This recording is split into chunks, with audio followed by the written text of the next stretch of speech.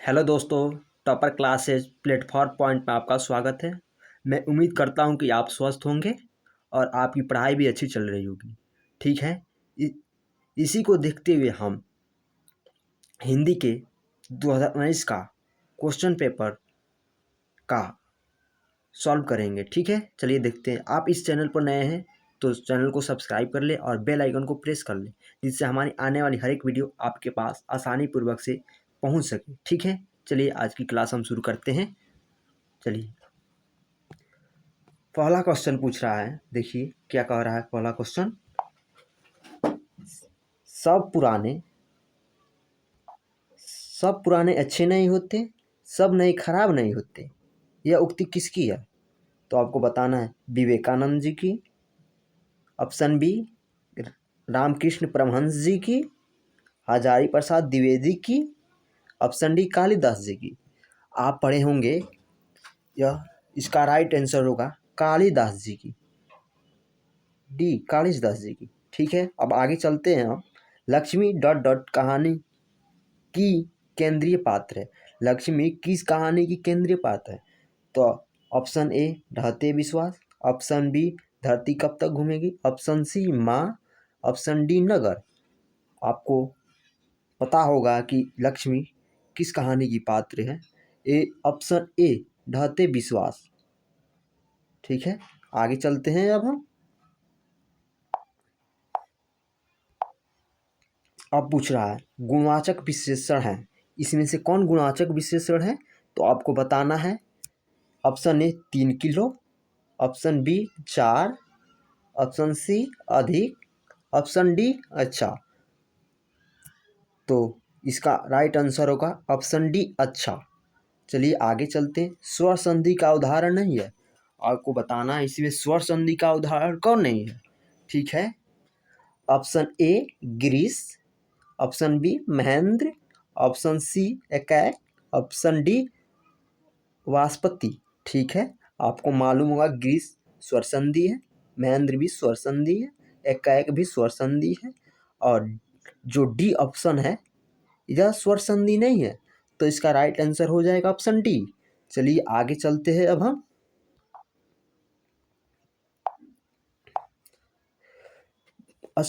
Question 5 देखिए। सदियों की ठंडी बुझी राख, सुगबुगा उठी मिट्टी सोने का ताजपन इठलाती, यह युक्ति किसकी है? इस बताइए ये उस युक्ति किसकी है? ऑप्शन ए दिनकर जी का, ऑप्शन बी निराला की, या महादेवी वर्मा की, या अज्ञे की। ये आपको पता होगा ये दिनकर जी की युक्ति है। ऑप्शन ए राइट आंसर हो जाएगा। आगे चलते हैं अब हम 6 नंबर क्वेश्चन को देखेंगे हम। पंडित बिरजू महाराज का जन्म डॉट डॉट ईस्वी में हुआ था। पंडित बिरजू महाराज का जन्म किस ईस्वी में हुआ था? Option A 1935, option B 1936, option C 1937, option D 1938। तो इसका आपका आंसर मालूम होगा ऑप्शन डी 1938। चलिए अब हम आगे चलते हैं। क्वेश्चन नंबर 7 देखते हैं। इसमें से अशुभ शब्द क्या है? ठीक है, अशुभ शब्द को हमको इसमें देखना है। पहला ऑप्शन है कर्तव्य, बी श्रृंगार, सी रोशनी, डी दुरात्मा। दुरात्मा। ठीक है, इसका आंसर हो जाएगा ऑप्शन बी श्रृंगार। चलिए अब आगे हम चलते हैं। मैक्स मुलर ने डॉट डॉट वर्ष की अवस्था में लिपिंजिक विश्वविद्यालय में संस्कृत का अध्ययन आरंभ किया। Option A 15, option B 16, option C 17, option D 18। तो इसका राइट आंसर हो जाएगा 18। 9वां फ्रांस का प्रमुख कला केंद्र रहा है। ऑप्शन ए एलिफ टावर, ऑप्शन बी ओविन्यो, ऑप्शन सी ए और बी दोनों, ऑप्शन डी इनमें से कोई नहीं। तो इसका ऑप्शन होगा बी अविन्यो। इसका अविन्यो हो जाएगा राइट आंसर। आप 10 नंबर क्वेश्चन देखते हैं। जीत जीत में निरखत हूँ, पाठ की विधा है। साक्षात्कार, निबंध, कहानी, काव्य। तो यह साक्षात्कार है। चलिए अब आगे चलते हैं। दुर्दांत मानवीय विभीषिका का चित्रण करने वाली कविता है। आपको बताना, एक वृक्ष की हत्या, अक्षर ज्ञान, हिरोशिमा, जनतंत्र का जन्म। तो आपको मालूम होगा यह हिरोशिमा है। हिरोशिमा कहाँ है बच्चों? तो फ्रांस में हिरोशिमा है। चलिए अब 12 नंबर क्वेश्चन देखते हैं। अधर्म में कौन सा उपसर्ग है?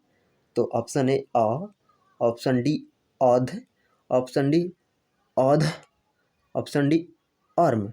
तो आपको मालूम होगा ऑप्शन ए अ होगा इसमें उपसर्ग। अब आगे चलते हैं हम। चलिए अब आगे चलते हैं। लिखाई में कौन सा प्रत्यय है? चलिए, ई, आई, खाई, डी आई। तो इसका आंसर हो जाएगा ऑप्शन डी आई, लिखाई। चलिए आगे चलते हैं। अति सुधो स्नेहो को मारग, जहाँ ने कुछ श्यापन मान नहीं। कवि किस, यह पंक्ति किस कविता की है? तो आपको मालूम होगा अति सुन रसखान जी का है। ऑप्शन सी राइट आंसर हो जाएगा। ऑप्शन सी राइट आंसर होगा इसका, ऑप्शन सी। चलिए अब नलिनी बिलोचन शर्मा का जन्म कब हुआ था? आपको मालूम होगा 1916 में हुआ होगा। अब 16 क्वेश्चन। हिंदी के आदि कवि हैं चंद्रबरदाई, अमीर सुखो, बिहारी लाल, अब सरदपाद। इसका ऑप्शन होगा सरदपाद। सावरदैया भाषा के सफल कहानीकार है। इसका तो आप लोगों का मालूम होगा, हिंदी, मराठी, गुजराती, राजस्थानी। तो आपको मालूम होगा ये राजस्थानी होगा आंसर इसका। चलिए अब आगे चलते हैं हम लोग।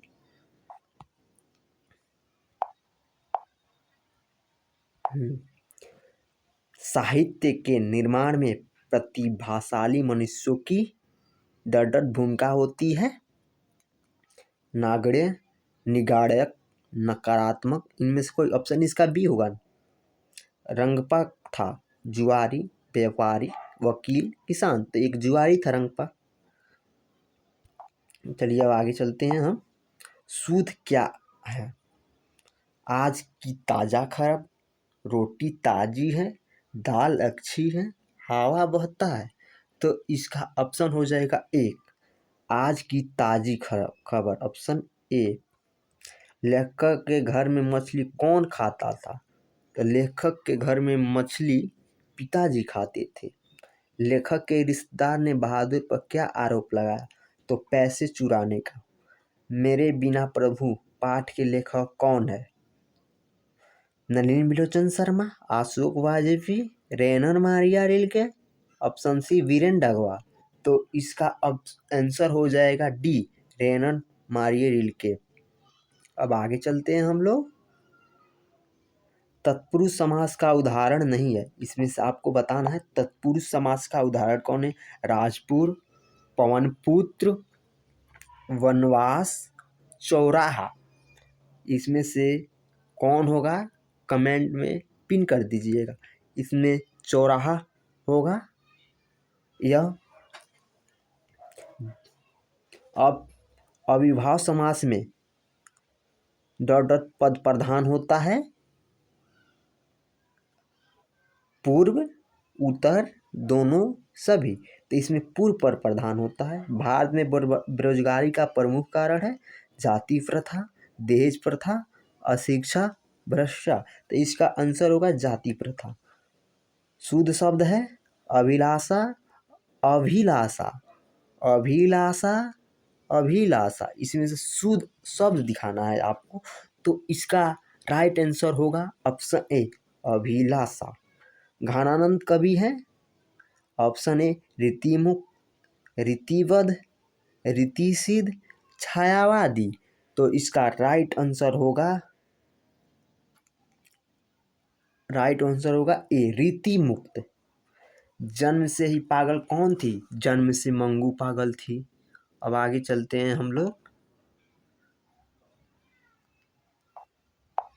लेखक को मछली खाने से किसने मना किया? तो आपको मालूम होगा लेखक को मछली खाने से कौन माजी ने मना किया था। पंडित बिरजू महाराज डॉट डॉट साल के थे तभी उनके पिता का देहावसान हो गया। ये बताइए इसमें से कौन होगा पिता? 9.5, 10, 12, 13। तो इसका राइट आंसर होगा ऑप्शन ए 9.5 साल के। चलिए अब आगे चलते हैं हम लोग। स्वामी विवेकानंद ने वेदांतियों का वेदांती किसे कहा था? यहाँ पर स्वामी विवेकानंद ने वेदांतियों का वेदांती किसे कहा था? तो आप लोग को मालूम होगा मैक्स मुलर को कहा था, Max Muller. Right answer option C. दही बहाली मंगवा पाठ के लेखक हैं श्रीनिवास जी, सांवर दैया, सुजाता, इनमें से कोई नहीं। तो इसका राइट आंसर होगा ऑप्शन ए श्रीनिवास जी। स्वर संधि का उदाहरण है वाग्देवी, अक्षादान, वधोत्सव, पुनर्जन्म। तो इसका राइट आंसर होगा ऑप्शन सी वधोत्सव। ललित निबंध है मछली, ऑप्शन बी नाखून क्यों बढ़ते हैं, ऑप्शन सी बहादुर, ऑप्शन डी नौबत खाने में इबादत। तो इसका राइट आंसर होगा नाखून क्यों बढ़ते हैं। चलिए अब आगे चलते हैं हम। नौबत खाने में इबादत पाठ के केंद्र में कौन है? तो आपको अच्छी तरह से मालूम है बिस्मिल्लाह खां। सर्वनाम का भेद है संबंधवाचक, द्रव्यवाचक, व्यक्तिवाचक, भाववाचक। तो इसका ऑप्शन ए होगा संबंधवाचक। 3 बेटे की माँ थी मंगमा, सीता, लक्ष्मी, पपाती। तो आप लोगों को मालूम होगा सीता 3 बेटे की माँ थी।